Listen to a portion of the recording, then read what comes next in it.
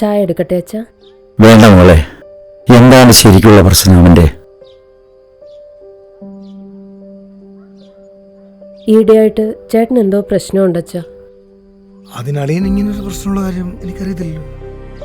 ഇല്ല, ഇപ്പം ആരോടും ഒന്നും മിണ്ടില്ല. രാത്രി ആവുമ്പോൾ കുടിച്ചിട്ട് കയറി വരും, പിന്നെ കിടന്നുറങ്ങും. ഒരു 400 രൂപ ഈ മേശക്കടിയിൽ എപ്പോഴും വെച്ചിട്ടുണ്ടാവും. ഇങ്ങനെ തുടങ്ങിയിട്ട് കുറച്ച് കാലമായി. കുടിച്ചിട്ട് വല്ല ഉദരം വല്ലതും ഉണ്ടോ? ഇല്ല ഇല്ല അച്ഛാ, അങ്ങനൊന്നുമില്ല. പക്ഷേ എനിക്കെന്തോ പേടി തോന്നുന്നുണ്ട് അച്ഛാ. കഴിഞ്ഞ ദിവസം ഞാൻ ശ്രദ്ധിച്ചേ, എന്തോ എഴുതിക്കൊണ്ടിരിക്കുകയായിരുന്നു. ഞാൻ കണ്ടെന്ന് മനസ്സിലായതും അത് മറച്ചു വെച്ചു. എന്തായിരുന്നു എഴുതിക്കൊണ്ടിരുന്നത്? അത്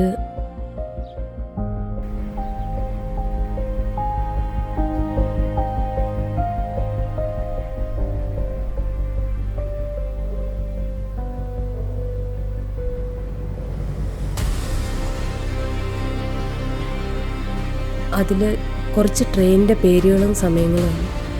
രാവിലെ ട്രാക്കിലിരിക്കും. താൻ പറഞ്ഞാൽ അറിയാത്തുണ്ട്, എന്നാലും എനിക്കൊരു പേടി.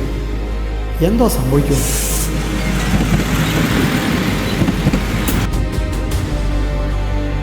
സ്വാമി, അവൻ എന്നെ ചതിച്ചു.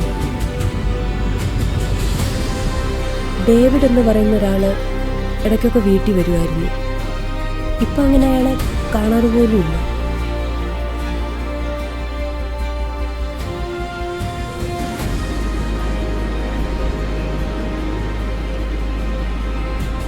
പുതുതായൊരു ബിസിനസ് തുടങ്ങാൻ പോവുക, നമ്മുടെ കഷ്ടപ്പാടൊക്കെ മാറും എന്നൊക്കെ ഇടയ്ക്കൊക്കെ പറയുന്നുണ്ടായിരുന്നു.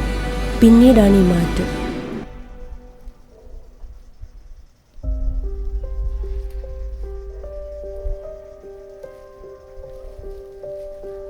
മുഷിഞ്ഞ തുണി ഒരാഴ്ച വരെ ഇടും. വിശക്കുമ്പോൾ അടുക്കളയിൽ പോയി എന്തെങ്കിലും ആർത്തിയോടെ കഴിക്കും. ഇതിൽ വേറെന്തോ കാര്യമുണ്ടച്ചാ. ഞാൻ അളിയനെ ഇങ്ങനെ കണ്ടിട്ടേയില്ല. ഒരു കാര്യം ചെയ്യും, ഞാനും അച്ഛനും കൂടെ നാളെയും വരാം. എൻ്റെ ഒരു ഫ്രണ്ടുണ്ട്, സൈക്കാട്രിസ്റ്റാ. ആരും അറിയാതെ നമുക്ക് ആ ഡോക്ടറെ ഒന്ന് കാണാം.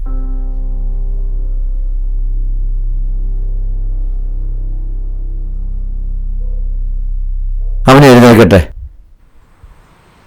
ഞാൻ അവനോട് സംസാരിക്കാം.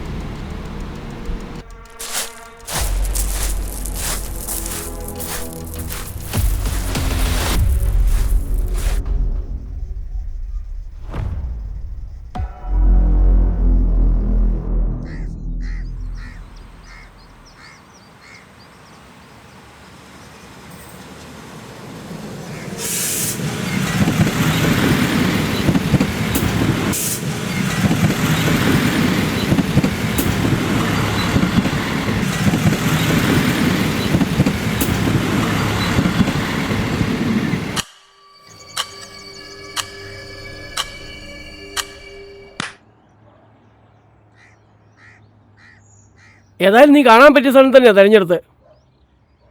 എന്താണ്, ആത്മഹത്യയാണോ? നല്ല കാര്യം. ഇല്ല, ഞാൻ തന്നെ നിൻ്റെ തല്ലിക്കൊല്ലും. നിൻ്റെ എല്ലാ സമയവും കഴിഞ്ഞു. ആ, ഏതായാലും ചാകാൻ പോവല്ലേ. ഡിഗ്രിക്ക് പഠിക്കുന്നൊരു മോളില്ലേടാ നിനക്ക്? ശോ, പാവം. ആകെയുള്ള സമ്പാദ്യം എൻ്റെ കുടുംബമാണ്. ഓ, അങ്ങനെയാണല്ലേ. രൂപ 1-2 25 ലക്ഷം രൂപയാണ്. കുടുംബമാണ് വലുതെങ്കിൽ നീ എന്തിനാണ് ഈ കൂട്ടുകച്ചവടം ചെയ്തേ? എടാ, ഈ സത്യസന്ധന്മാർക്ക് പറഞ്ഞല്ല ബിസിനസ്. അതിന് കുറച്ചൊക്കെ കുരുട്ടൂത്തി വേണം, അത് അവനറിയാം. അതുകൊണ്ടല്ലേടാ പൈസയും ബിസിനസ്സും അവൻ കൊണ്ടുപോയത്. അതിനിപ്പോൾ എന്നാ, അവൻ്റെ പൈസ നീ തരണ്ടായിട്ട് വന്നില്ലേ? അതാണ് വിധി.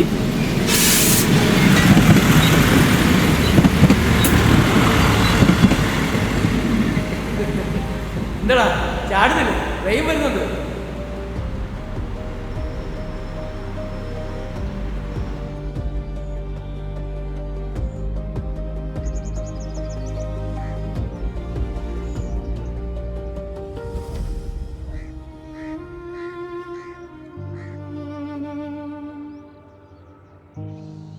വരുന്ന ട്രെയിൻ എനിക്കുള്ളതല്ല, നിനക്കുള്ളതാ.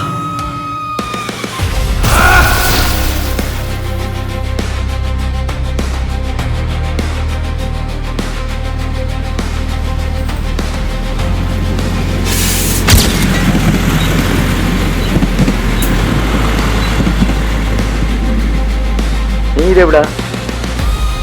ഒരു ഡോക്ടറെ കാണാമെന്ന് പറഞ്ഞില്ലേ? ഇന്ന് തന്നെ നമുക്ക് കണ്ടാലോ.